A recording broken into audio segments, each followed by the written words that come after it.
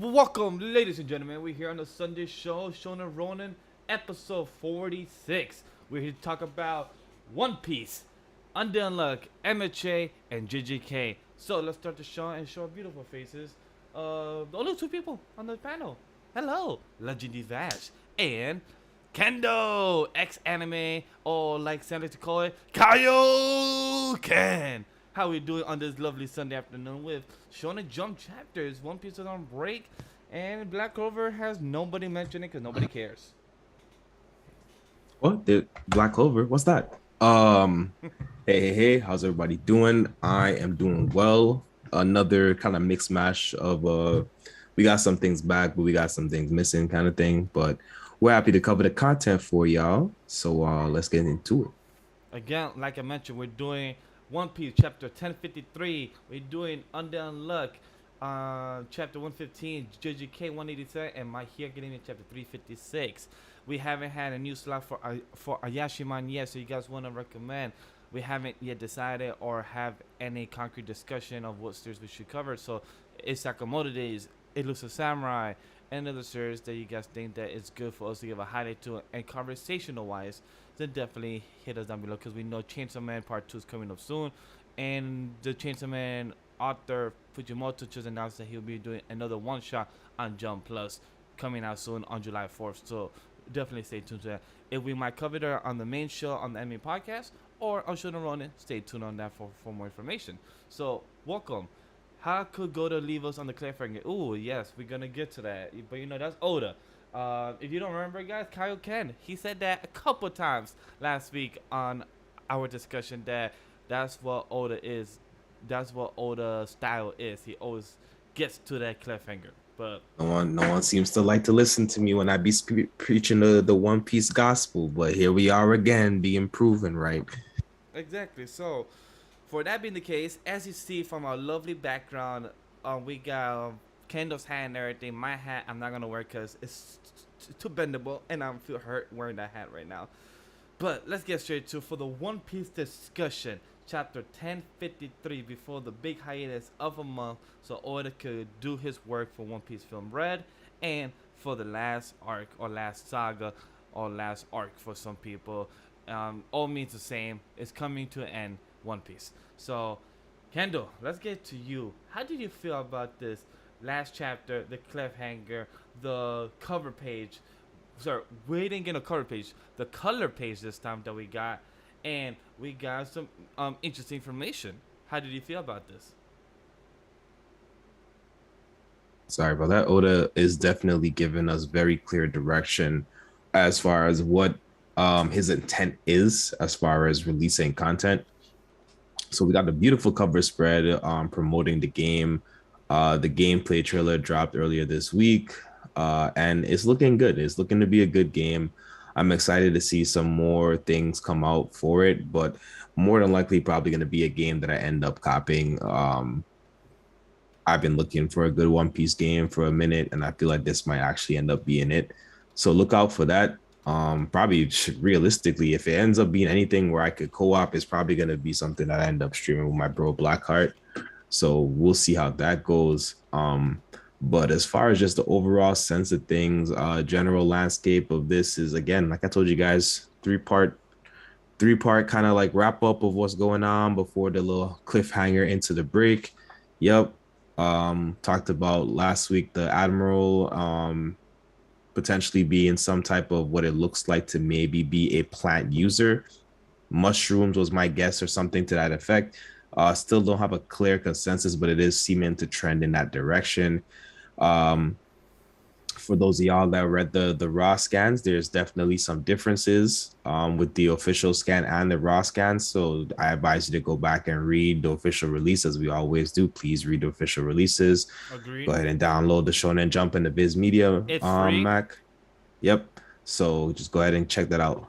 Um, but yeah, I think this was a good chapter. I think one of the biggest things is that um I don't know if we're gonna get it off screen, but I remember a colleague pointing this out that we don't get a proper interaction between Momosuke and his sister.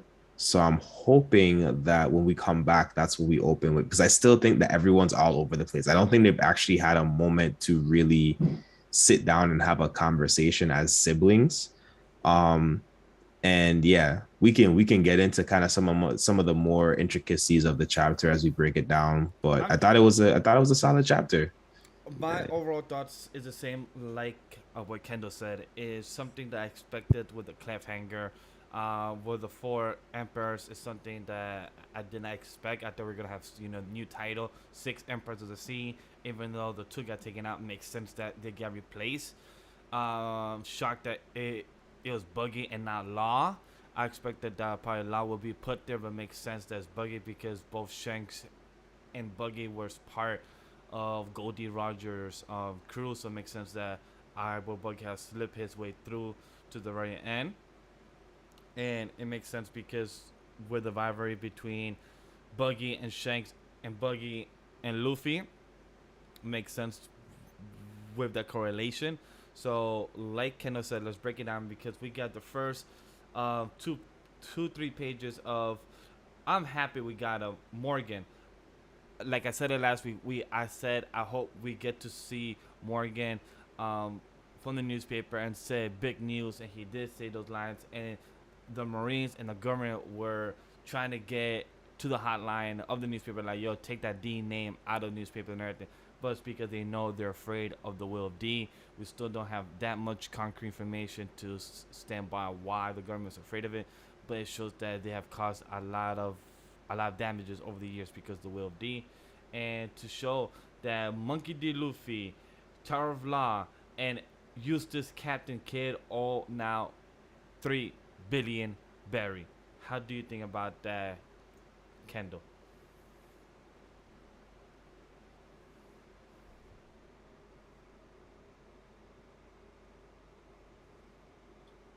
Sorry, it looked like I lagged out. What was that last part before we said my name? I said, well, what do you think about the 3 million berry bounty now on the Monkey D. Luffy, Eustace Captain Kidd, and Tower of Law? They're all, now they all have the bounty of the same. Yeah, I thought that was interesting. I thought it was also interesting that they picked one. They took one and made them the Yonko or the Emperor. So it was like intentional trying to bottleneck of the worst generation. I think that was a very key part of what we got from this. Like, we talk about being left on a cliffhanger, but really a lot of like very specific things were done. And I think that that's super major. I think like there's a lot to be said there. Also laughing at Eustace coming like, no, bro, I don't know what you did, but you're the public enemy right now. I'm here to kill you. I don't know what you're talking about, trying to be all buddy with me right now. Yeah. Before we jump to him and to Kaido's subordinates, let's get to what happens right before that, which is finding out the grandfather of Momonosuke is alive. We get the confirmation that the grandfather of Momonosuke is alive, and he's been in hiding the whole time, and he feels responsible for his son Odin's death, and he feels responsible for the fall of the land of Wano. And now Nico Robin has also been doing her own little sneak around, trying to do her own research and finding out the actual question that she didn't wait no second. She said, "Hold up," like boy was literally telling her about, "Hey, I almost killed myself, suicide and everything." She said, "Wait, hold up, Mr. Tego, I have a quick question. I'm certain that somewhere in this country is an ancient Winton Pluton, the poneglyph in Alabasta," and he just said, "Yep, it's here." How did you feel about the reveal, Kendall, about the grandfather being alive and Pluton and the conversation between him and Nico Robin? Yeah. So this is what I was waiting to get to. I was fairly confident that Pluton was there as well. Um, so I was waiting for this reveal, honestly, personally, in regards to that part of the story and the world building. So I'm super excited about that. Um, the fact that there is someone there who has the history and can speak to that as well, I think is like super important. Mm-hmm. So we'll see how that develops. The question is he really a friend or is he a foe? I've got a couple questions about Really think grandpa so? right now. Yeah, I'm there's been a Why? lot of double crossing going on in Wano, man. I'm a little concerned. Even if it's not serving the world government per se, I just feel like Nico Robin has a target on their back. And I think that I have this feeling that she might be in danger right now from more than one direction. Do you think? Uh, Do you think it's because of of of how his face is drawn, of him saying it is? Do you think it's more that he might be like a secret agent, or he might be a person that is trying to get a not have people the hands on Pluton? So do you think that that's more of the reason why he was like, "Fuck," she asked about Pluton, I have to kill her type of vibe? I I think he may be serving a role kind of like a guardian. But again, it might just be my skepticism. It might not be anything more than my super skepticism. I'm not gonna overthink it until I see how it plays out. But just I've been sensing that there may be more danger for Robin coming up from since this battle was getting ready to conclude. Um, but it's Robin being isolated from the team in this very moment. Not that this doesn't happen very often for Robin, but again, I'm just a little wary here because of that, I think because of that. Um so we'll see. Uh Hopefully, well, what we know about Robin, Robin could hold her own ground, unless unless Grandpa Suzuki could do something against her in skills mhm. that she cannot hold back. But with her skills that she learned from Luffy's father, being in their training for 2 years with her Devil Fruit, hopefully Robin can hold on to feet. But like you said, he has been alive still and escaping everything, so he has his own skills as him being also a shogun. So I'm really curious to see what you're saying in the next month when we're back.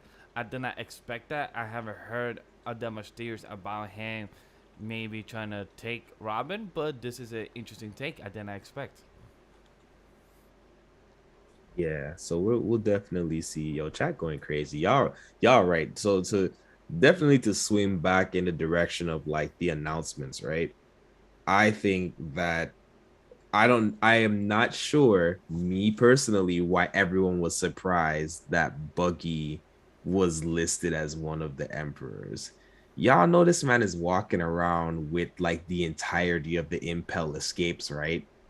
The Yeah. escapees. Like this man's crew is stacked. And he may not necessarily air quotes be the strongest, but everyone knows that he was on Roger's crew. He has a reputation. He's always had a reputation. And much like how Usopp, God Usopp, there's like all of these like rumors around him that kind of build him up even into a higher person. That's always been happening with Buggy the whole entire time that we've basically been introduced to Buggy. He's always just like conveniently in a place and conveniently being gifted things for that. Even when his bounty went up, like he's always been like, what, like, why did this happen? But he's always gonna lean into it. So with them abolishing the warlords and him basically roaming around as a free pirate with all of these other top dog pirates on his crew, of course he's a young. Of course he's an emperor. Come on, y'all. Come on. Come on. I don't. I genuinely. People was like, that doesn't make any sense. Da, da, da, da, da, da. What doesn't make sense is we know that they want to keep it to four emperors, right? It wouldn't have made sense to try to have five emperors, which would have been trying to make Law and Kid emperor. And then the other thing to note from the bounties is that, yeah, again, remember, allegedly Trafalgar also has a D. So It's funny. that's still not public information. Apparently, we've been known that it's been public information for Luffy, but they've been trying to suppress a lot of stuff. So it's interesting to see how all of that neglected. And I just love how Morgan said like, "Hey, there's nothing like good old life entertainment," and I love how he said that the last message sent about Sephiroth after the vanish in Wano was it's a Big Mom ship. I love how he said, I won't let them try to manipulate this narrative. At moments like this is when the world is in flux. The straight facts are the most fascinating news there is. So he's putting the best news out there, but because he wants to control the wave and not have fake news spread.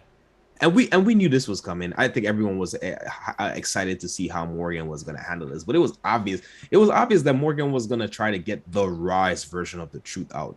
Also shout out to the chat, shout out to Alves and Neglected. But the Battle of the Sims sounds hilarious. Yes, the Battle of the Sims sounds hilarious. You are right. Luffy was regarded as being the air quotes fifth emperor, but that was something that was like in-house. That was something that was more like in-house with the government. That wasn't something that was being advertised. That was things that people were starting to say about like how notorious and how infamous he was becoming in the world. True. However, that was never officially stated. This is an official statement from the government saying that they consider this person to be one of the top 4 public enemy pirates. That's what this is. That, and because Morgan was doing the fifth emperor for Luffy was to hype him up as well, because he was a person that backed up Luffy in what he's doing right now. Right. So he's somebody that wants he's been to see Luffy talking about fanboys. Morgan's been fanboying Luffy for a little minute. He's been entertained by the worst generation. So Morgan, that's how he's making his bread, because of his newspapers going all over the world because of his generation. So he's a person that thinks of business and what it is about marketing. So if you want to think about marketing business, Morgan is your guy. He is a fanboy of Luffy as anybody like Barto. Also, and you know what? Even though we basically got a week time skip, basically the setup that we just got, especially with the world government going to have to do damage control. Obviously we're gonna come back to resolving this, but it is leaning to tell me that there's probably going to be another little mini time skip again. Probably just a couple months. I'm thinking that's probably going to happen somewhere in the next like maybe 20 chapters. So sometime probably the end of the year or next year. I agree, but I do want to say one thing. Small thing. I have patience. I would have waited 2 hours for that much food. Your Jinbe is such a gentleman. He literally sat there and he did not want to disrespect the chef. He literally came here like, yo, I'm gonna just sit there for the chef to not feel bad that he's not feeding anyone for the food. Because I would have waited 2 hours. Like, if you're telling me I'm gonna get chef popular food and get the whole bouquet, like the whole buffet, man, I felt bad. I was like, damn, Jinpei is a true gentleman. He's like, yo, if my captain's not gonna come here, I'm gonna at least come here and put some honor in this. Well, that's Jinbe. Jinbe is a man of order and stuff. So you expect him to be like in the right place, even when he knows everything is going wrong. He's also the vet on the team. So like you expect that kind of big brother, older uncle, whatever kind of treatment for things. But like, I mean, Momosuke ain't even there. So it's all around kind of funny, honestly. True, because he's still a kid at heart. So let's talk the following thing, the thing that most people hold up, Sam. I just want to let you know he's not even the Endeavor. He's like the Moruko. Damn, do not respect Endeavor from this chapter. There's hype. Endeavor, hell nah. There's hype. You know what? Let's be fair. Let's make it 3.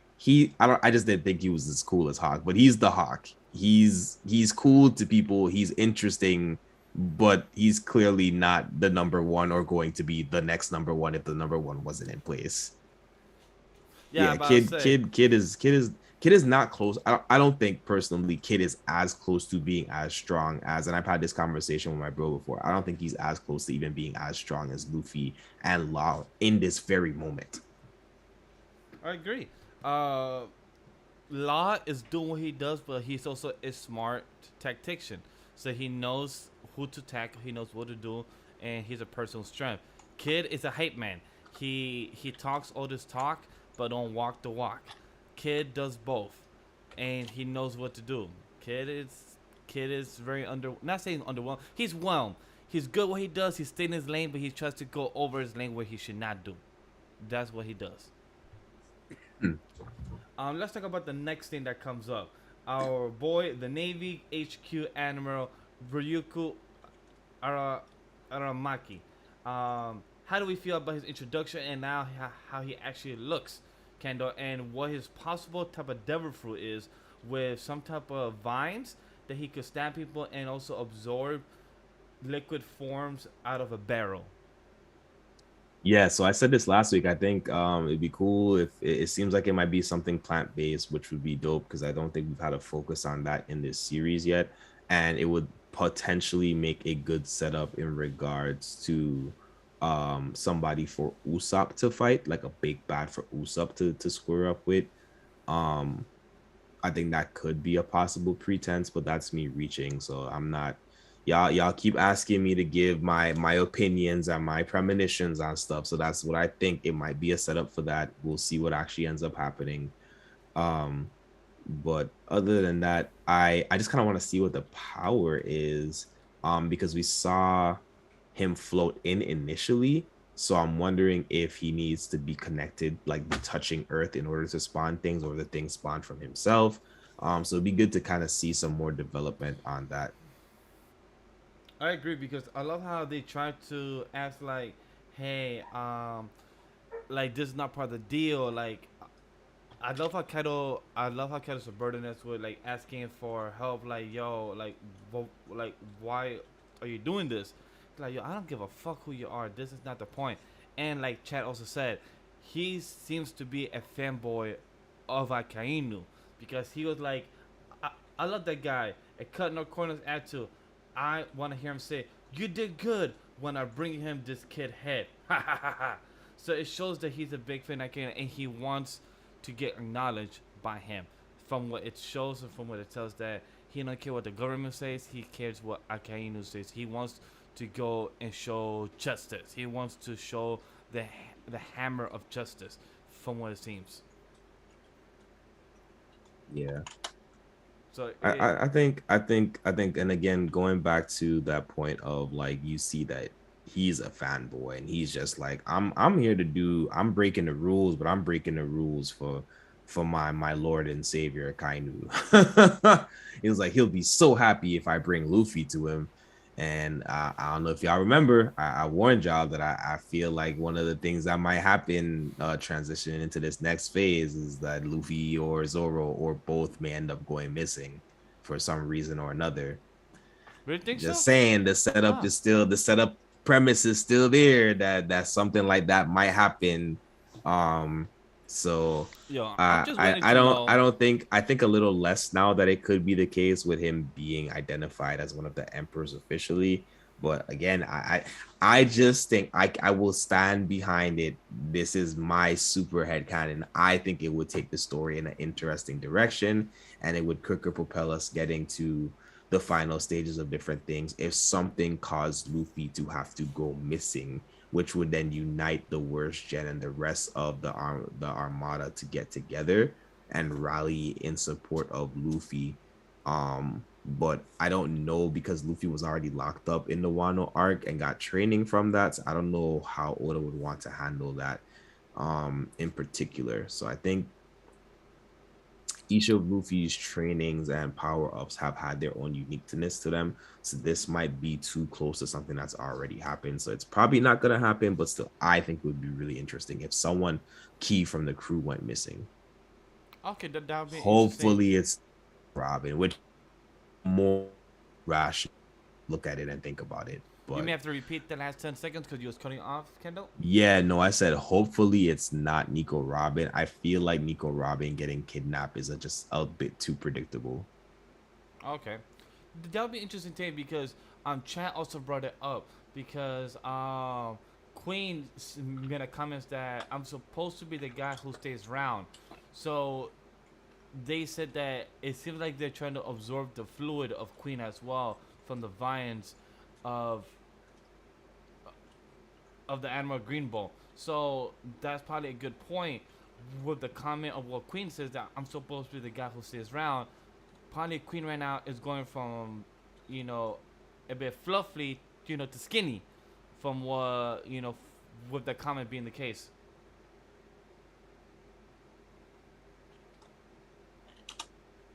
Alves not lose Chopper. How could you say such a thing? You fiend. People don't like Chopper for some reason, because I know our good friend Not JD Legend. abandon Chopper and pick up Marco Ola. That's a hot take. That's one of the hottest One Piece takes that I've heard in a while. And I like it, but it's never gonna happen. Chopper is I think adorable, plushy, Law is way and too you get merch independent. for. Like, Yeah, no. one, Chopper is marketable, so no. Two, Law is way too independent and has too many hidden agendas, I think, to reasonably allow him to be the Doctor. And he'd basically have to either merge or abandon his crew in some form or shape, or dissolve his crew basically for that to take hold. Like he would have to, like, if, because you're basically saying he becomes the Doctor of the Straw Hats, so that doesn't make sense. Also, I think Chopper is a way better Doctor than Law. And then on top of that, Marco doesn't want to be involved directly with what's going on right now. So I don't see how Marco would come into play. But I like those picks. I think those are the three best Doctors. I would even pick Marco before I pick Law, even though I love Law as a character. I think Marco would fit the team a lot better, and you're adding more veteran experience to the crew. But I don't think it's gonna happen at all. Yeah, because if Marco could take out a Whitebeard for Kill years everyone.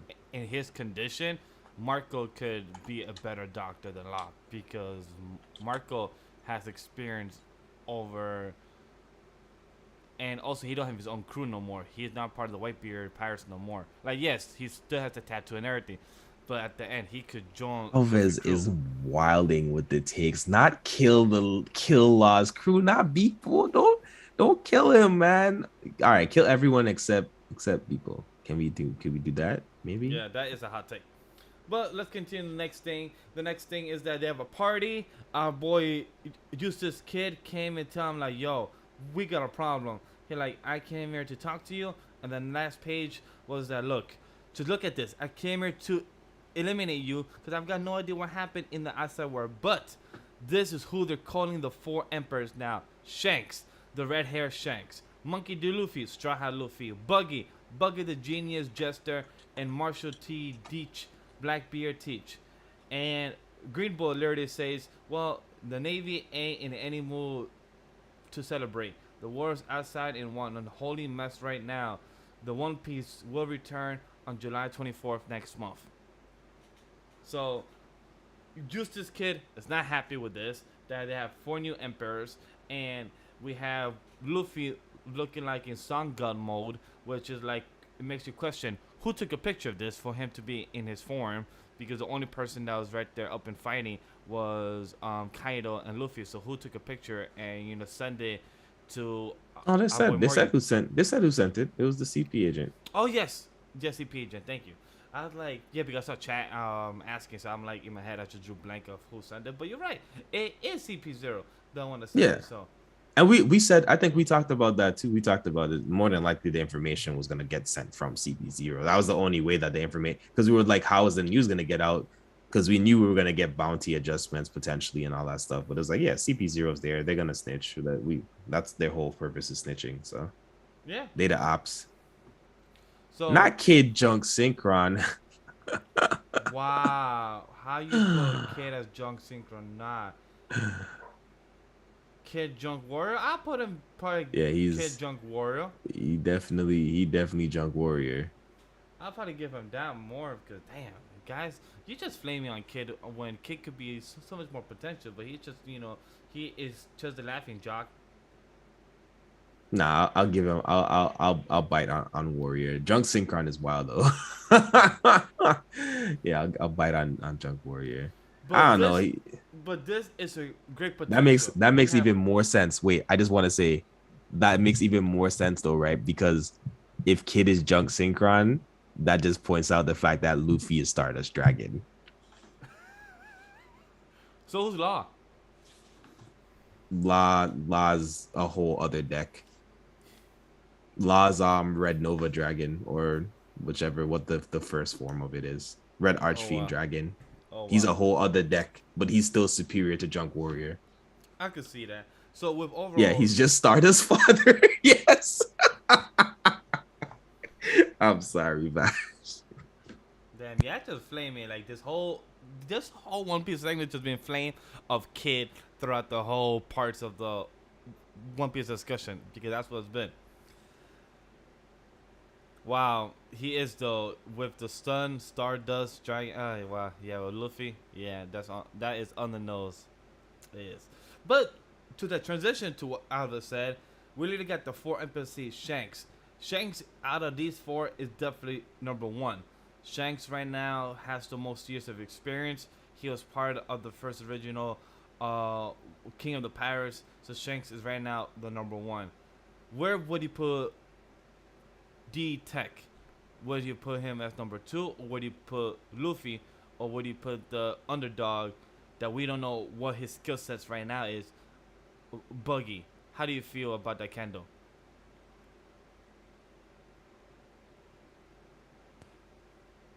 I don't understand.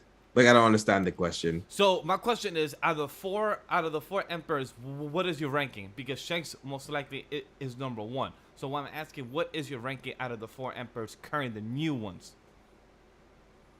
I think I think in the eyes of the world government, Buggy's actually number two. I think Okay. then Blackbeard and then Luffy. However, I think if you're just talking about existence wise of like where they've been in notoriety, then it's obviously Shanks, then Blackbeard, then Buggy, then Luffy. Okay, I'll give it that. Mine would be Shanks, and then Tech, and then Buggy and Luffy. As much as I love to put Luffy number two or three, Luffy has the least experience out of all of them. And Tech, we know that he's been having his own crew, causing trouble around all the world. And Buggy, we know that the government has put him in this high pedestal for a reason. And for the government to put him that high, that means he's been doing something right. So even though I don't know what it is exactly that has been going on his end, but for the government eyes, he's very powerful and doing what he's doing right. So definitely Boogie the Clown is definitely sit there for his right power of pedestal. Even though what it may be, what he has done, we won't know until the next future chapters, which I hope to see what are his hockey, what interesting abilities he has. Because boy, I cannot wait to see how he fights now. Because I really need to see. It's been too long. It's been too long. What's Chad saying? Law is Luffy actual rival. It's clear Oda changed his mind and focused more on Law. And Buggy, the ruler of the underworld market.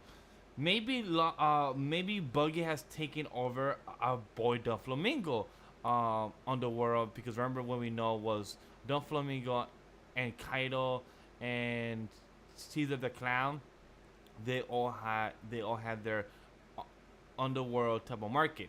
So we know that it could probably be the next person who would take that is probably the clown, the Jester the Clown, like Chad is saying. It could possibly be Buggy the Clown to take the next helms or reins of the underworld market, being the case. So that could definitely be the case, Chad. Would you agree to that? Yeah, I think the chat is spitting fire today. Y'all are on 20. Y'all are on 10 million. I love it. I think that's a good assessment. I Chad is don't I on. don't know if I agree with it. I agree with Vash's point as well. I think that could be a possible take. We do know from the shorts that we know who's captivating the whole Cake Island right now. Um It's the a boy Mink should be Germa in a 66. yeah, the Minx should be in a pretty good position, and you pretty much might as well consider Minx in support of Luffy.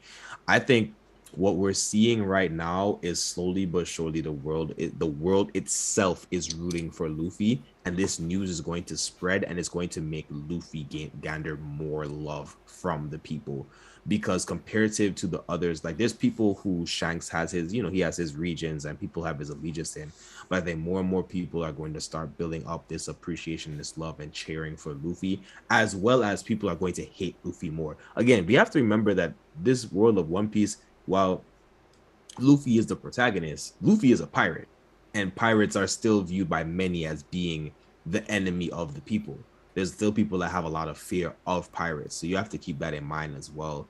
when tracking what's going on with this series. So, but yeah, that's it for me. That's all I got on the One Piece.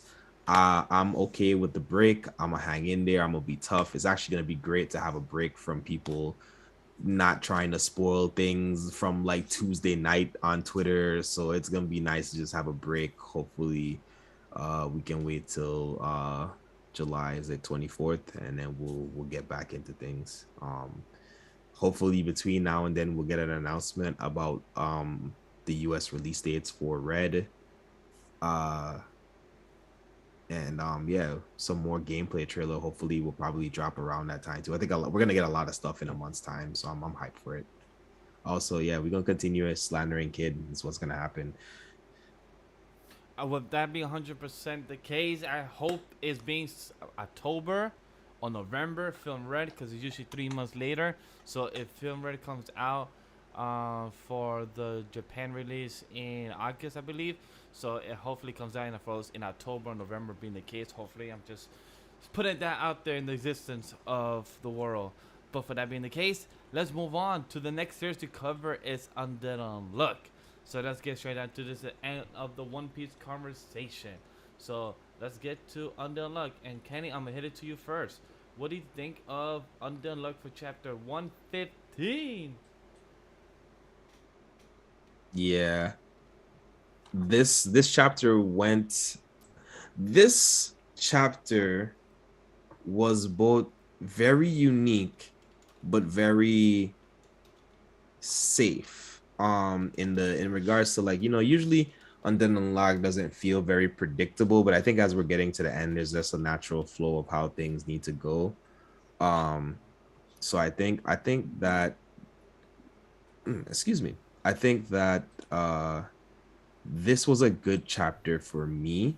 The conclusion, especially, we got a lot. We saw basically what happened from the assimilation with Uma Ghost, what that meant, and we kind of also see the departure of Nico's mind state, and we get the kind of like reasoning. We get more of the reasoning behind why decisions are made, and that's what I'll say as like a general talk for the chapter so far. What about you, Bash?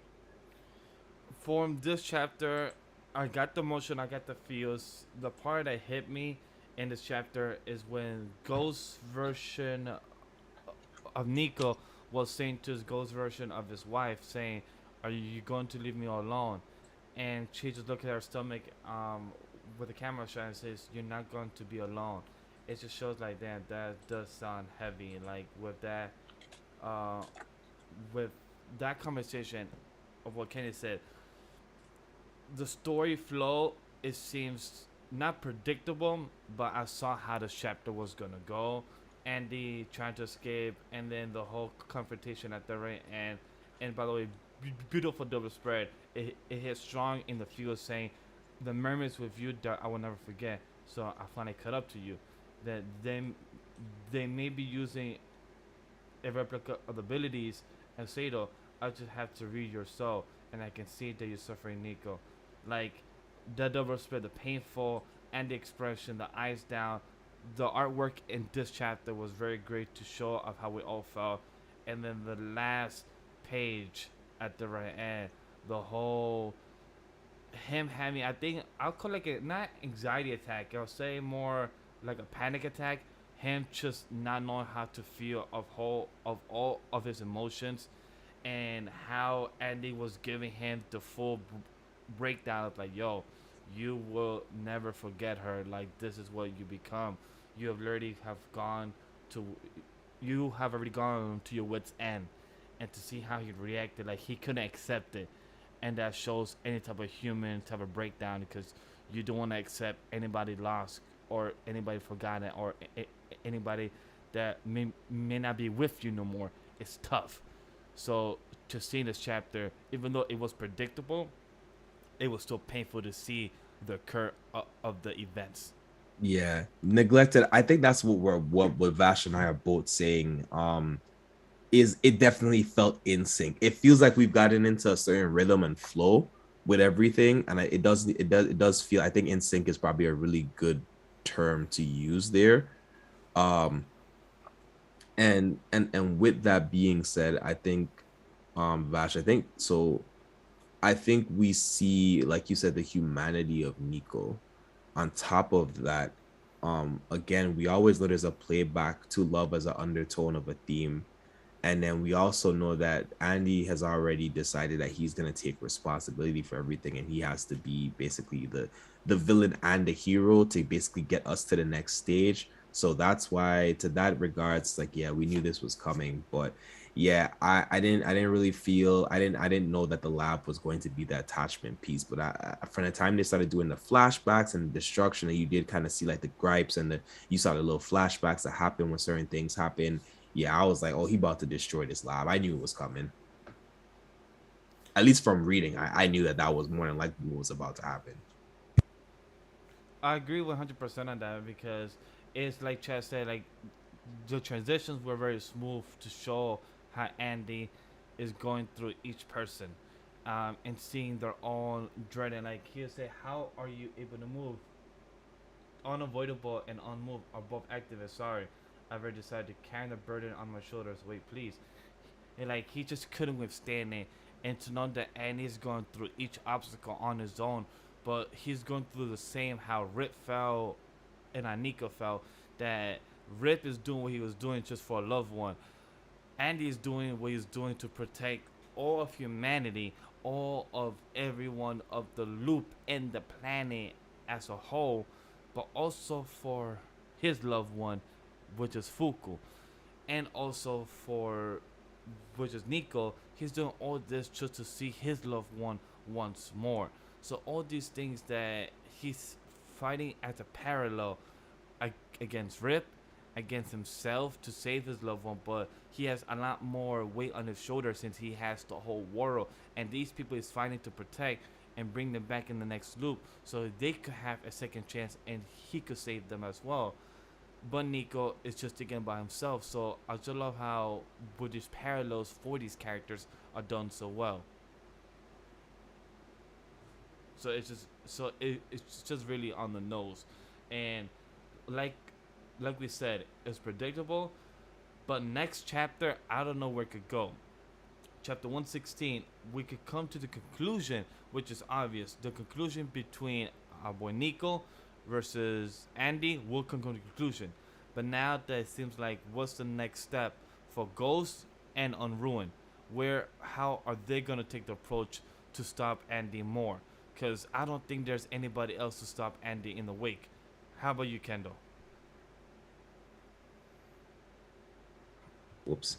I think Andy should be a little bit more exhausted, and I need to see some repercussions for that. It could be that he could be exhausted. I am really curious to see where it could go with Andy. How is he gonna meet with Fuku, and is our boy Victor gonna try to give him any more advice before he does the loop? And I'm curious to see, is Victor gonna join the loop? Because even though they're the same body, does Victor, even though he's been doing the loops, I forgot how many times now, but can Victor just jump with ending in the same loop in the same mind, or does he also get reset? I don't know if we have ever thought about that, or have that ever been a train of thought for Victor, or maybe that's something that he can accept if he gets also reset. What do you think of that possibility? I don't see Victor stepping back in again right in this moment. I think he said what he had to say. I think he's willing to help Andy to the point that he's willing to help Andy. But it's like, so like think about it like this for those that have watched like Naruto. It's like, all right, Naruto's already on E. Now he's dug into to the Nine Tails chakra. Now he's unlocked some more potential, but he still hasn't taken a break in any of that. You know what I mean? So there should be some exhaustion faction factor that kicks in. Happy, yeah. So that's overall my thoughts for Undead Unluck. How about you, Kendall? Because I don't think there's anything else to add or chat if you think there's anything else that we should say about Undead I Unluck. do want Please. to say that the art was really actually really nice in this, It and creepy too. it was a little disturbing. However, I actually for the first time in reading felt I don't know if I want to see Undead Unlock animated.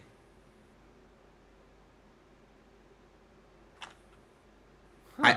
I'm scared, and I think it was based off of a conversation that I had with my friend Ludens on Twitter. Shout out to Ludens, um, about the fact that the My Villain Academia was not animated as well as I wanted it to be animated, and I'm just like, I'm getting more and more concerned that we're not gonna get certain key things animated the way that it should be to do the right diligence to them. I will I will push back on that. It depends on the studio. Like if Bones, who already has My Hero and has the anime and the movies on their belt as the big staff that does tackle that, and then other smaller staff tackle other smaller series that they did 86, sorry not 86, they did Skate to Infinity and Skate to everything like that. Infinity. Still look great with a smaller staff and everything else.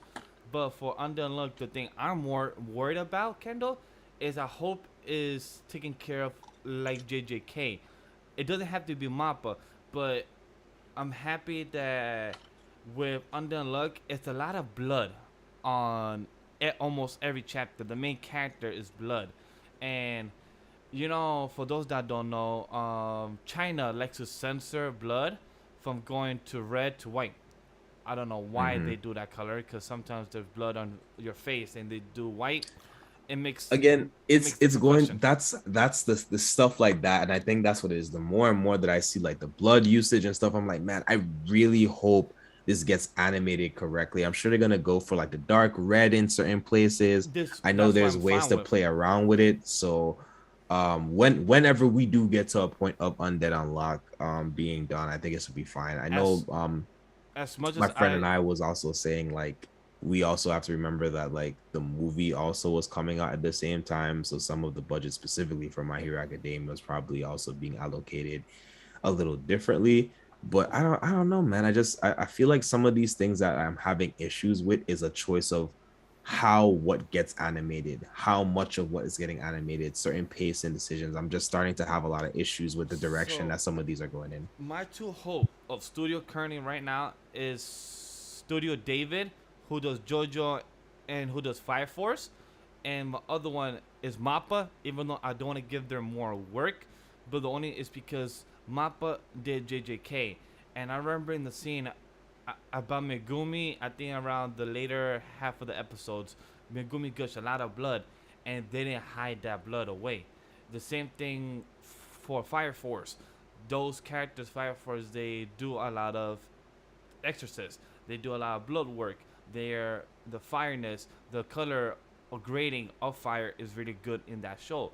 So if they could do Undead Unluck justice from their productions or from Mappa, their production probably has one last season with Fire Force, which is season 3. Right after they could tackle Undead Unluck. So it depends on their scheduling. There's no rush for Undead Unluck. They could have it out in the year 2024 and just announce it, saying that Undead Unluck is in production by David Production. I'm like, oh, awesome. Undead Unluck got made by David Production and gonna come out 2024 after Fire Force, even better. So I have no problem if that is the case. Two, if it's Mappa, I could trust them because they've done JJK and other series that show a lot of blood work, Attack on Titan and other series that don't really try to shy away from it. But Yeah. again, I don't want to give them more work on top of what they already have, even though they have a No. huge staff. I So again I would say to what we've kind of pointed out before, with a lot of series wrapping up, I'm okay with things like Undead Unlock, solo leveling, and some of these other series that we know are really good, even possibly Sakamoto days in the future. I'm okay with the animation for those starting a little later in the lifeline of things. agreed. But like Kendall said, last thoughts. I agree. The artwork was creepy because in that, if you look in that page of 14, that where the whole skeleton arm with the ghost and the soul and the teeth, like yo, no lie, that creepy a bit. Not in a bad way, but like yo, that's some good art, but in a creepy way, like that But yeah, I detail, mean the horror side. It's Uma Ghost, right? Yeah, You know? exactly. So it's just made to the point of the Umo Ghost side. So, um, for that being the case, this chapter, good art, the artwork, the great shading, showing our boy Nico in the last spread, his anxiety, his panic, his him screaming, like, I just can't wait to see that animated when the day comes. Can't wait to see how's that gonna be turning the events. But this chapter was good. It got to the emotional feels. It got to the point, and him seeing his past wife ghost form and everything. It's just him in the fields and him understanding, and Andy coming to the acknowledgement of seeing how his teammates has been feeling all this time and their struggle and their emotions. It's something that not anyone could go into such a great turmoil, because everyone has their own baggage. It just depends how you see them. So overall, this chapter is good. Now let's move on to My Hero Academia chapter 356. So for those that have not read My Hero Academia, please get to read it and come back and let us know your guys' thoughts. Lastly, if you guys haven't noticed, we're going to move to a new time slot of review coverage. Will be always from 12 p.m. EST. We will try to be on time at 12 and down, or if not, we will be doing 12:15. But 12 p.m. EST is our new time slot for Shonen Ronin. We're moving earlier from 1 and 2 p.m. from 1 to 2 p.m. EST that we've been doing for the past couple weeks and past couple months. But we're moving earlier, so we give ourselves an hour to read, get our breakfast, and do everything we need to before we start the show. So I want to give you guys. Yeah, go ahead and have your lunch with us, guys. Just go ahead and read and come chill and do your lunch and get that early first takes on all the Shonen Ronin goodness, you know. Yeah. So let's get straight to My Hero. How are you feeling about this, Kendall? How are you feeling about this big revelation of what people thought 2-3 weeks ago that somebody lost an arm? Now we get confirmation that they actually did lose an arm this time. I hope Endeavor dies. Let's start right there. We slandered Kid. So I'm ready to slander Endeavor. I've been wanting Endeavor to feel pain like no other from the inception of us knowing anything about Endeavor's history. And I think that even he understands that all that can happen now from the understanding of things is basically I have to push beyond this, and that's that he knows that he's. Did you notice the emphasis on I'm not a super, and super is like emphasized hero, like he's a hero but he's not this hero. And then we got some you know that's a death flag right there. I don't know where Sam is. Sam, you back me up. That's a death flag. That man had a flashback talking about oh, my father died this way. We ain't never heard about no grandpa. All right, hold on. No grandpa Todoroki. We ain't never heard about no grandpa Todoroki till just now. All of a sudden, this man is flash. His past self is talking to him. He's remembering how his father died. We ain't never know nothing about this man father until this moment. These are death flags. He is about to die, big fella. He's about to go down. All right. Before we get into the Endeavor, because this was a full chapter of Endeavor, but let's give highlight to our boy Dark Shadow and to our girl Hawks, because let's give them their highlights and moments before we fully dive into Endeavor. You're right. Let me back it up because our boy came out with that Ragnarok boy hit him with that world crushing blow. I did say last week though, I hope we see Ragnarok, and I forget it was you or Sam that said like, hey, there's no darkness going on like in the cave, and boy, he didn't have to do full form Ragnarok of his full Dark Shadow. He said, this quick arm is Deku's arm right there, plus Ultra Ragnarok. He gave the smash to our boy All For One, and I'm happy we spoke about this last week that All For One looks like he's not the same like he was in the same body of our boy Shigaraki, and he even acknowledged it. He said, I cannot dodge the attack at all costs. My awareness was delayed, and it's not me, it's my quirks of rebellion. And we did comment on this last week that his quirks that are inside him are fighting against him. It's because this is not his original quirk that he has the dominance over. This is a copy of his quirk that has the dominance over. So if this was the quirks inside Chidaraki's body, he had the control all over, but this is the copy. So now his quirks that he's been holding down for many, many years has been fighting against him. And now, what did you feel about that? Because that imagery on that page 5 of Hawks that he saw the quickness maneuver, what did you think about that, Kendall? You're mute. Oh, I was saying that was actually honestly a little scary for me. I was like, "Woo." I was like, are we killing Choose the headliners Endeavor and Hawks at the same time? Is that what's about to happen here? But yeah, no, I thought that was so clean. I'm glad that we got that emphasis back to. We kind of knew based on the sequence of things that happened in the previous chapter that we were gonna get, we was gonna get the darkness, because everyone had to kind of showcase themselves and what they were doing.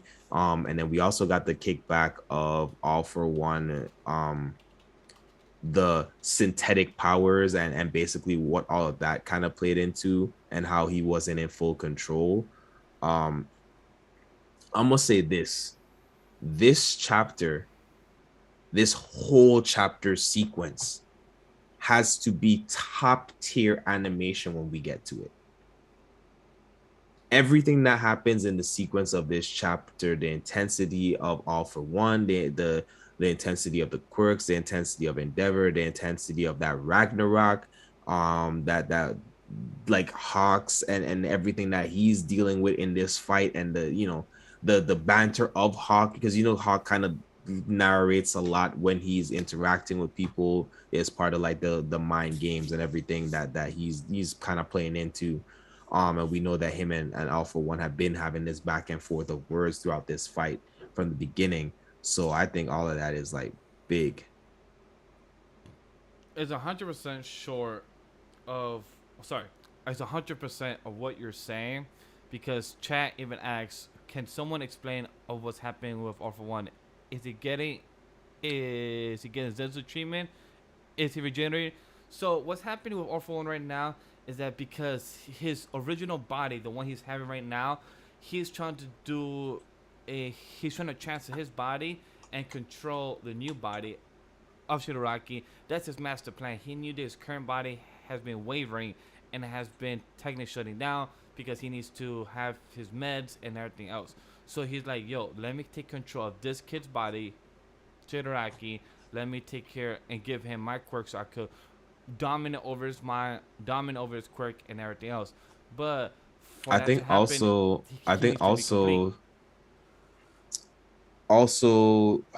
where's my words? Sorry. There's a difference of taking the quirk directly from someone and the doctor's fabricated copies of the quirk. And I think that's also having a play here. I think also his power exists in two different places is also probably a factor that's affecting his ability to control the quirks. I think there's a couple different factors at play there. I think that's something I think we're definitely going to see a little bit more on that going into next week's chapter. I think we're definitely going to get some more of that going into next week's chapter. At least that's what I hope anyways. Or they could transition to another fight. This would be actually a really perfect place to transition over to like another fight or something else happening on the field just for like a moment to kind of come back to. But that's not how these fights have been going. I'm pretty sure they're gonna wrap up what's going on in this field. But it would be a nice time if we're gonna do like a little quick pivot and then reassess what's going on over there. And it'd be good to see like Spinner or somebody else right now. It's more is that I see with All for One losing his composure, the more that he kind of regrets giving the original quirk to Shigaraki when he should have given the copy first until he fully transferred his mentality to Shigaraki. Because right now he's regretting that. Because look where he's at right now. He got hit by a boy that he even said that you thought you would feel an ant, and like he's like you couldn't he said you thought they were just buying time, didn't you? But even a pesky net can be a pain in the butt. So he's throwing jab that even a Ragnarok punch could do something against you, and look, it did. It put him in turmoil, and look at guy where he is.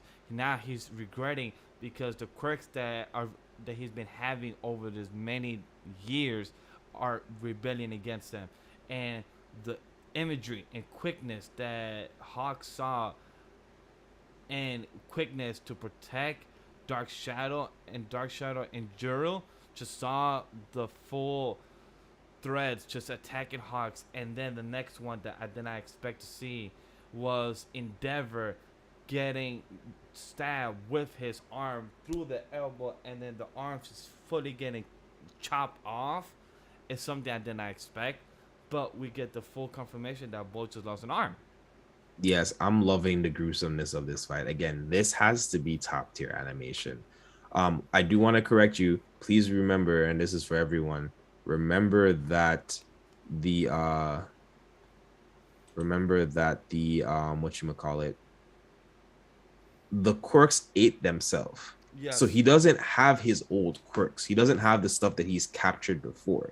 That's where the synthetic stuff comes into place. So he's had to be given basically clones that have been worked on in the lab of the quirks. So he's not using the authentic quirks for, I am going to assume, we'll just say maybe half, or if not all of them.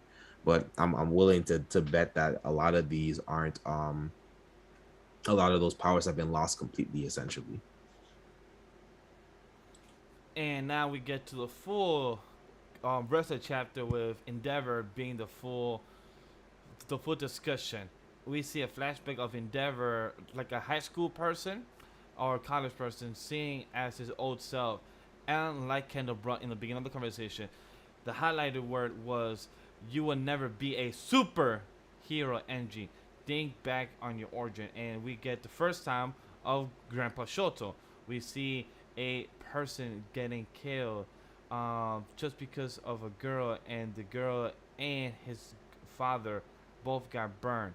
Took both one up as a corpse with the girl. My apologies. And they kept trying to show the symbolic symbol of peace.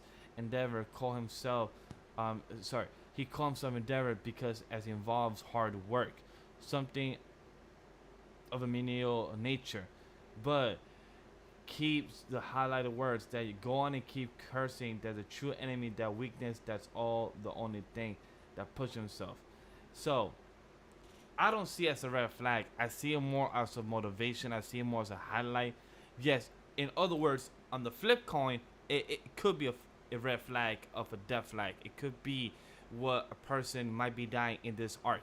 Maybe this is his full character, his full, that now his son Toya is taken down by his other son. Now Shota could stay up and be the new, the new head of the family, could be the one that brings the new light of the Shoto family. But Endeavor, Angie, could be the red flag, death in this war. People need to forget that this is a war going on. This is why it's so bloody, so gruesome. His arm just got chopped off, or just got taken off. This is a war. This is their second war, when it was just 2 months ago, or a good month ago, their most previous war. So it just makes sense that this is just a battle to the wits, and Endeavor cannot give up, because right now he's in an emotional state as well. People don't need to remember that both his sons are fighting to the death. Shoto is trying to save his older brother. Toya is trying to kill his younger brother. Shota is trying to bring damage, carnage, chaos to the war, to Tokyo, to Japan right now. So right now, as a father, we may not understand how he's feeling right now, but we could see in pages saying that he's in turmoil because both his sons are put in this test that he had no control over. Yes, he could have stopped his son Toya years ago, but he did not know. He right now is beating himself for it. But right now he has to stop all for one, because he's the cause of this roots, and in other words.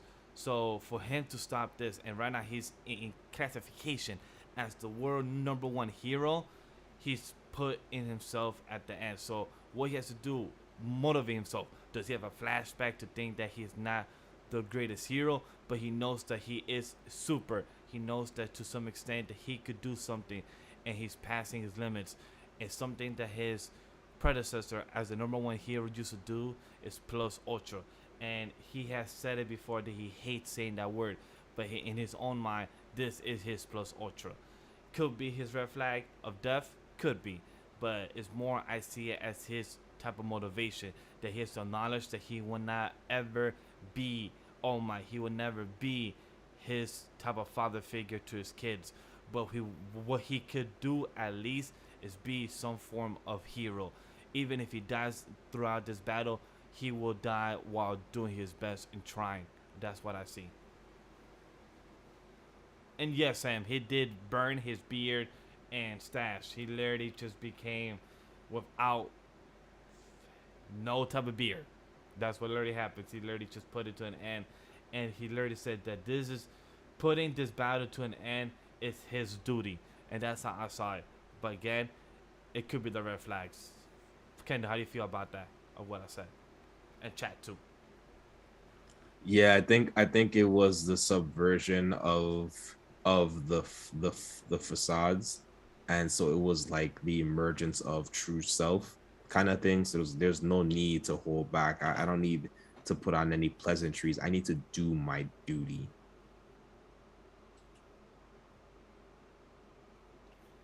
It just works so well. So he even acknowledges like dodge. Yeah, sure I am. Which is why as long as I'm alive, I will never take a solace in a job well done. And it showed his whole right obliques, his backside, and his arm is taken off. But his quirk is fired. He could literally burn himself on the side and literally stop the bleeding and stop the pain. To right now, because right now he's full on adrenaline. He's full on winning this battle. Now the question is that did this burn? Did this he didn't even give it a move. All he did was just pull his full throttle of flame and just aim it with his right arm. Did it do enough to stop him? Did it do enough to stop All for One in his tracks right here and right now? Do you think he did that? Kendall, do you think he actually put All for One in his tracks?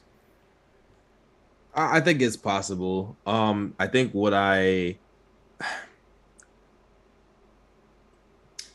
I don't want to say my thoughts really right here, but I disagree slightly. That's all I will say.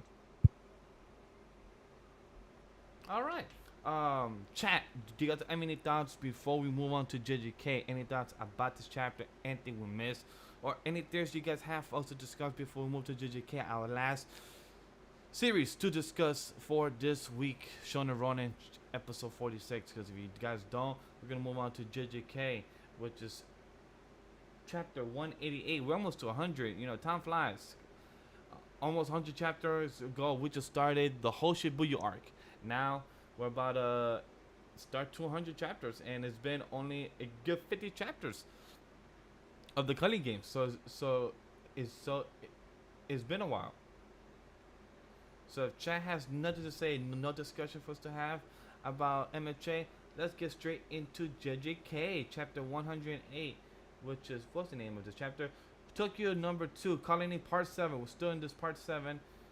That was the first thing. That was the first thing I looked for, guys. So like, there's like the little poem at the beginning, and I was like, wait, what's the name of this chapter? And I scrolled to the cover page, and I was like, all right, we're still we're still in this fight, in this specific fight going on, and yeah, this was a fun chapter. I don't even know if you want to do any general. I think we should just go page by page because this is still just the fight. I think we should just keep like walk through what this chapter is, because it's literally the fight. The fight is progressing.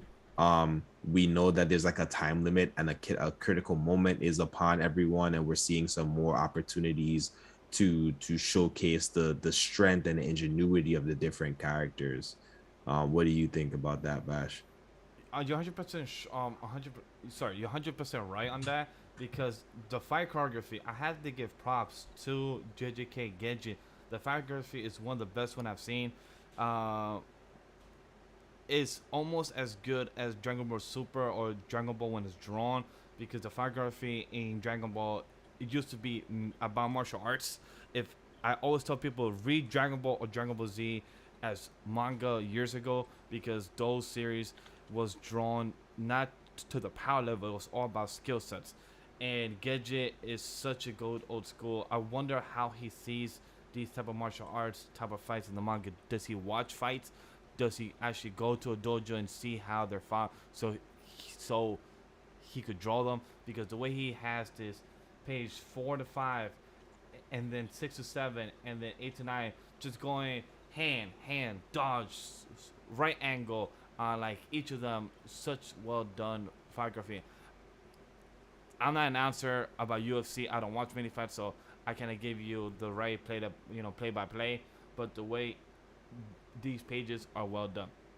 Before we go page to page, Kendall, I was gonna ask, do you have any thoughts about the poem?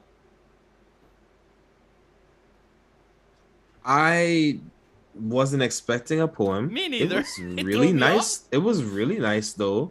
And it kind of did it in some ways set a tone of like something is about to happen for me. So I appreciate it. I don't know if there was more intent or meaning to it. But I liked it.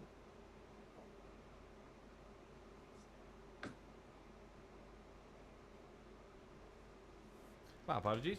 So let's get straight to the chapter. We see them running in like super speed. I will see it, because they seem like they were running around the. They're definitely pushing their limits. They're trying to put maximum out. I think they're both very aware that there is a time here, and I think one is looking for an opening, the other knows that the other is looking for an opening. That's the way I see it, and they're trying to pushing themselves like to the utmost of enjoying the fight, but also like really trying to decide the fight. I agree. In the next page in the page 4 and 5, the way he punched a whole crate made a quick hole, and then she punched it back to him, and they're both just smiling. I'm like, yo, for them, like those crates are heavy as hell, and they're strong metal. There Metal are plates. they are dense metal plates, and for them just to punch one and send it flying probably a good 25 feet away, and then you sent it back another 25 feet away with pure strength, that's nothing to go hard about. Like, that's truly a skill and pure brute strength. Yeah, I mean it was even like it was like punching through. Like it's not just like a punch back, but it was like a series of punches just to get back through. And then in the next page, we literally see a whole double spread and then punching the whole crate, and then making it into almost paperweight, because then they grab the door, smacking each other with the crate.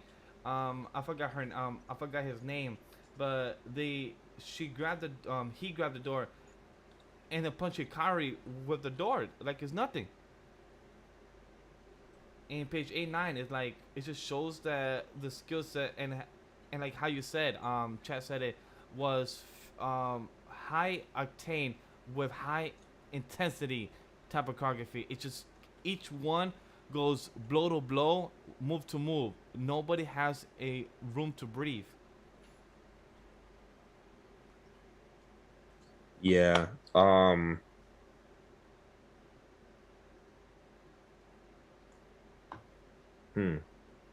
What's up? I'm really thinking. I'm really thinking about like the quality of this chapter as I'm looking at it again. I'm talking about it. It's just like it really is. You guys are right. Like it's LOL powerful. This is crazy, but like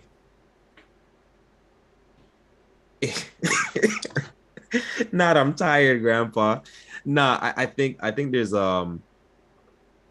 choreography is really top tier. And a lot of people are always, especially the anime owners, are like, what are you getting from 1 second. What are you getting from doing, what are you getting from reading? And it's like you really do like people still forget that the animation is just the movement of the drawings anyways. Yeah. Like, what do people think of comics? Is the same thing in this aspect. Like, you feel the tension, you feel the hype, you feel the drawnness of what the artist or the author tries try to visualize for us. Because even here, when I saw our boy Hikari, he like, oh shit, his face got cut off. Like, just literally, you saw his whole eye, he saw his lips being gone there. Like, oh damn, Mm-hmm. like what could be next? And when he even said, oh, this fight is getting dangerous, a death flag, Mm-hmm. and then boom, he said, but I can still heal while I break. As he heals his damaged brain, he ejects my cursed energy out of his nose. I almost died there. So he's acknowledging that he's close to death, but he's also I don't even know if that's a death flag actually. Like I thought about it, and that was like one of the things I was thinking about. I was like, I don't even know if that's a death flag or if Hikari's in so much control of this flight, because what it really seemed like was just like, again, I think it's the acknowledgement of he's aware of the timing, he's aware of what he can do, because he takes two different attacks. He has the attack that crushes his face, and then he also takes the electrical, like, mental attack to like try and destroy his brain, and he's able to discern what is going on in all of that, heal all of it, and still expel that cursed energy out of him, all in a certain, like, this is a matter of like milliseconds we're talking about, guys. This is like milliseconds, super split seconds of decision making here. But I would say that he is in control of the fight, but at the same time, he's acknowledging of how close he is to death, because for him to even get the feel saying this fight is getting dangerous, and then him getting a whole lolly saying death, that's him acknowledging that he is close to death, but he also has to control the fight, where with his curse energy, for him, like you said, in quickness of seconds, he can literally take out that curse energy of hers out of his head and literally make a whole new face and heal himself. So Yeah, but like I said, so the thing is, so hear me out, y'all. More than anyone, Hikari understands that every action that he takes is a gamble. I don't think that this is like a surprise to him. He knows that like any at any moment, any decision could be a critical flaw. Like we know that it's not just luck for him, like he's running numbers, but it's not 100%. It's still, there's still a chance of failure, and he's aware of that at all times. yeah, like, well, the remaining of the round was only 8 seconds, but it was quick 8 seconds.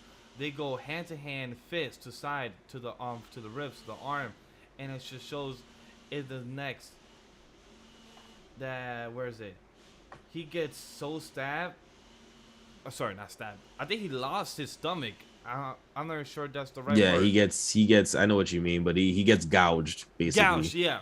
I'll say that's a better word, because I'm like stab or half stomach, but gouge is a better word. For him to still, I was shocked. For anybody in that much pain, and for them to even still mutter the words domain expansion, still be able to do that in that condition is like, what can Man, you do in I don't know that if that much? was mutter. That again, like that's why I'm saying, like, I don't know if it's dead flags as much as just like he looks like he's just super focused and super aware of what's going on. I think he knew he was about to get hit with something. I think that's what the like almost died thing was about before. He's like, yeah, you about to try and do this, and he was ready with the domain, like whatever that ends up being. He was ready to go into that. He already made that decision. I think he had already made that decision from before. You think so? Yeah, like Sam said, it was that or dead. So All I right, think if he was meant to be dead in that moment, he would have been dead. all right. We'll So see. We'll see what domain expansion. Shoot, we could go into next chapter and he might not actually even get domain expansion off. Never know. But assuming he does, I think next chapter is going to be the real the final whatever exchange that has to happen to see if he can get the attack he needs to get off, or if he's not going to be able to get the luck to the jackpot to the right state to win the fight. do you think the fight of part 8 will be the last one? Because it's part 7, if I remember correctly. I think we'll have a part 9. I think it'll be much like the Yuta fight. I think this will be like the final clash potentially, and then maybe like a final exchange of words to wrap up. But it could be 10, which would be a nice solid number. But I think it's probably gonna be 9. And let's kind of have a question to you. Chat even brought it up saying that, Yeah. do you think Gedge art has gone down over the years, because they say that his art has been crisp from the beginning, but now hasn't been the same, or do you think it just depends on each chapter to chapter with the fire choreography, with the story? do you think it really depends? I think it depends, and I also I think that there's a lot of different focuses happening for Gege right now, and I just feel like that I'm attributing certain things that I'm seeing to that, because we've seen that over time with other mangakas as well. Sometimes they're like in a real crucial part of transitioning, and I think sometimes the focus on getting the story to us is prioritizing the emphasis on and necessarily getting out the drawing and the artwork to a certain degree. And I hope that that's what that is, and I still have faith that this will be animated beautifully. I think there's just different intentions right now.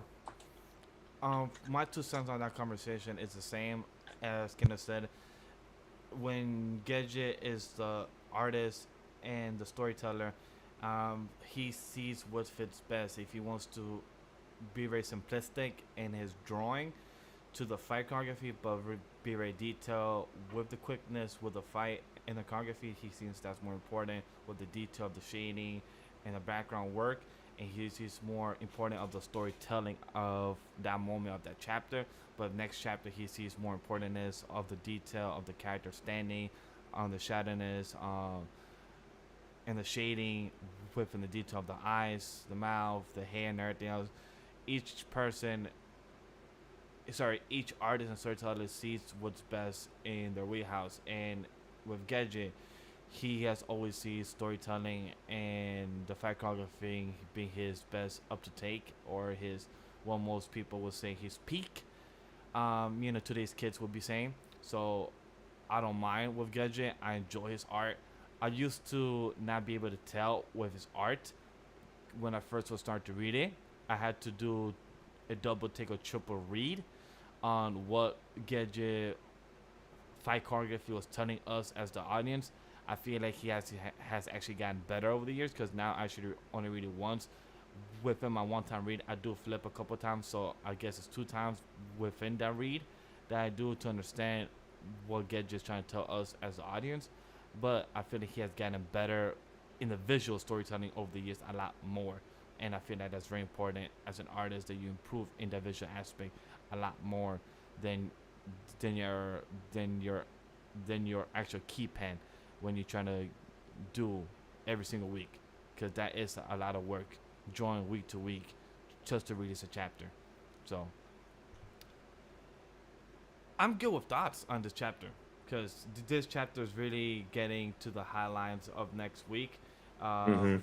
To the cliffhanger, or I think is the anticlimactic moment of this fight. I think is the better word for it.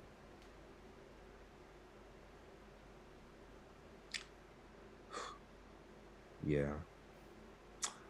So, as far as my chapter for the week, this was actually a tough week. This is a tough week. I don't know about you, Vash.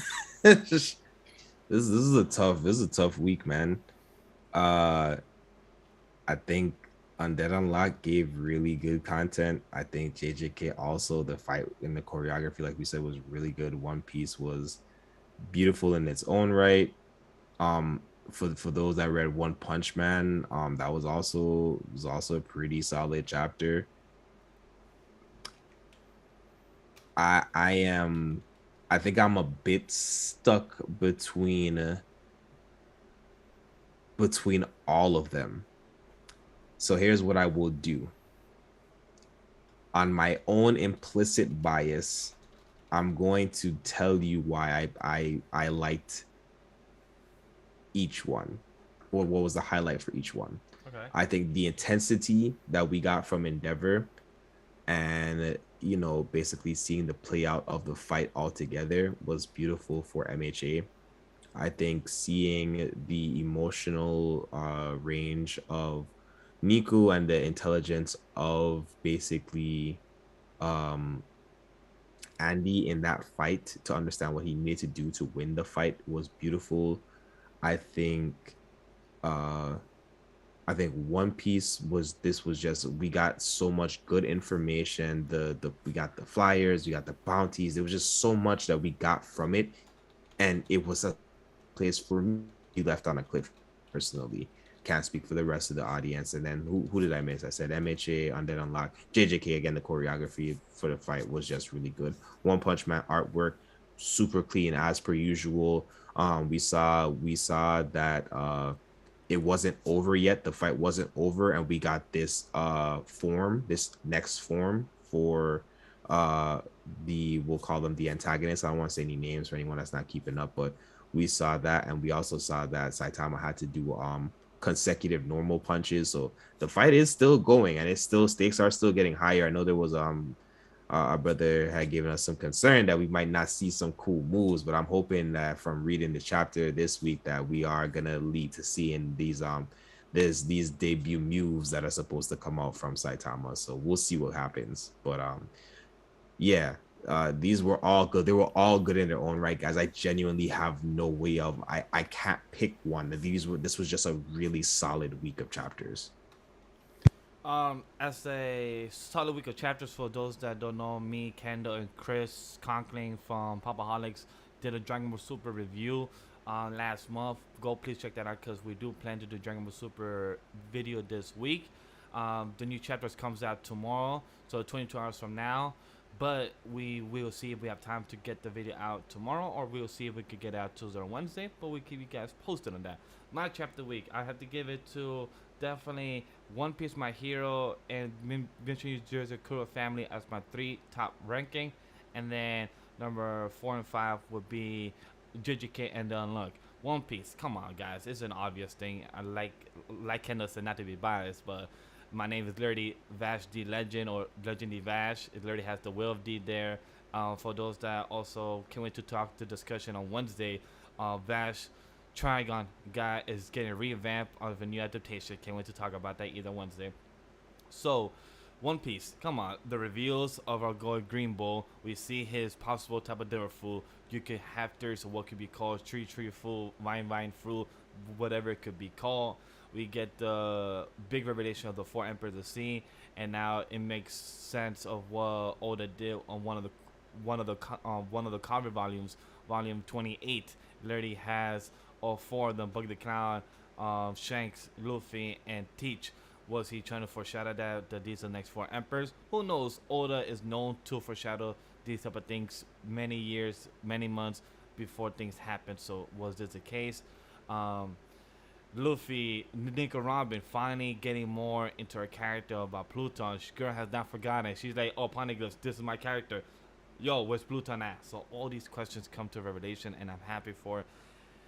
What My Hero Academia, we get our boy Endeavor, we get the name, hardworking, why he sees himself as a hero, is he a superhero? All these things come to a fruition of his character. It comes more to question, like, hey, can he die? Will he die in this arc? Will he die in this battle? Will he die before the series ends? How he still be acknowledged as a father? All these things come to fruition. Mission to Crew Family, again, continue the father thing. Fuck the father, because this father is worse than Endeavor. If you want to see a worse father than Endeavor, then go read Mission to Crew Family, because this guy's the worst father. I'll probably put him in the same boat as who's the worst father?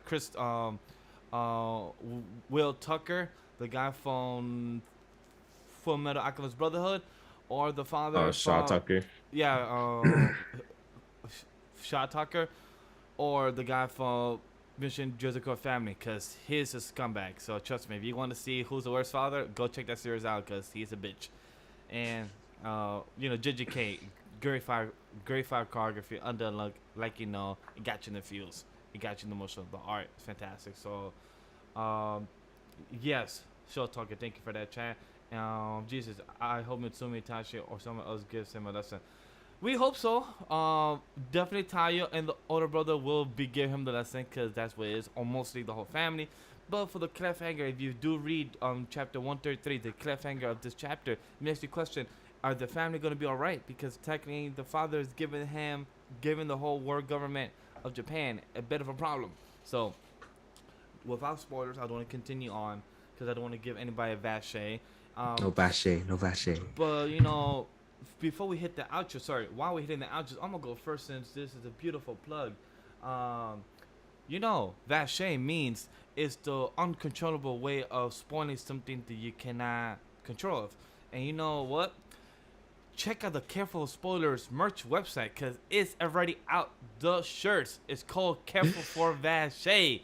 The shirts are Careful out for there already. So Vache. big shout out to Kendall for the thoughts and big shout out to Sam the Manga Man for the actual Urban Dictionary on the shirts. So That's right. definitely, It's official. It's an official word in Urban Dictionary. I didn't know. Sam the goat made sure that it was posted and it's been up there. It's been in existence for a while. So we got the official word and we got the official merch. More Vash merch coming soon.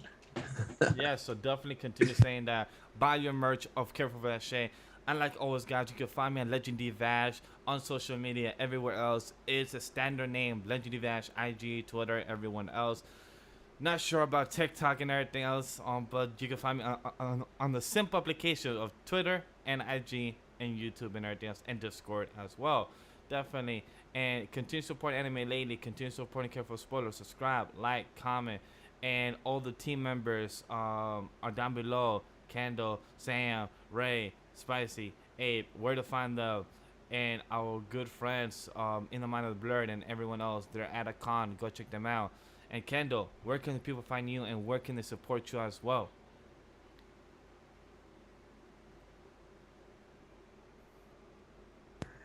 You can follow your boy at KendellxAnime on the social medias. I've been trying to be a lot more active on Twitter, so that's definitely the place to hit me up. I'm also trying to, over the course of the next couple of weeks to months, I'm going to be trying to do some more of those voice acting challenges on TikTok. So if you go follow your boy on TikTok as well, give it a like, give it a share, give it a save, give it all the attention. Definitely trying to get into my bag with that. And then, of course, information down below. You can follow my link tree. More streams to be coming on my bro Blackheart's Twitch channel. So look out for that. And appreciate everybody that's been showing love and supporting. And if you go into DreamCon, make sure you come find your boy. Other than that, guys, we see you on Wednesday. We haven't yet decided what's the discussion conversation, but we'll see you on Wednesday and definitely on the C4S Thursday night for Miss Marvel, Fridays for C4S Villains, and next week coming back on Shonen Ronin episode 47 without One Piece. And again, just to remind you guys, without Black Clover still in hiatus, in case you guys care or want to be reminded. Black Clover still on hiatus as well. But other than that, we'll see you next week. Take care. And cheese on pancakes.